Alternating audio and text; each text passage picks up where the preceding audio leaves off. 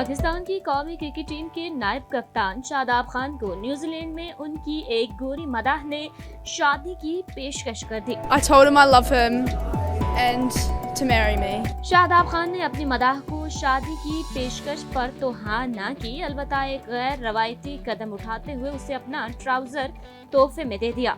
शादाब खान की अपनी इस मदाह को ट्राउजर देने और इस मदाह के शादाब खान के साथ इजहार मोहब्बत की वीडियो सोशल मीडिया पर तेजी से वायरल हो रही है।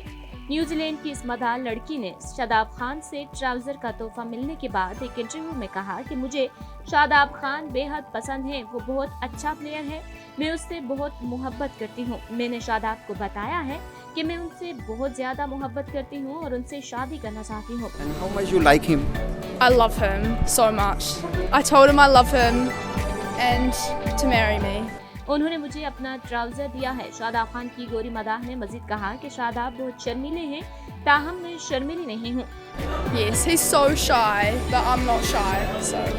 ये इंटरव्यू देते हुए मदाह लड़की ने शादाब से मिलने वाला ट्राउजर उठा रखा था। इस वीडियो पर कमेंट्स में पाकिस्तानी मदाह इस अजीब तोहफे पर हैरत का इजहार कर रहे हैं और कुछ तनकीद भी कर रहे हैं।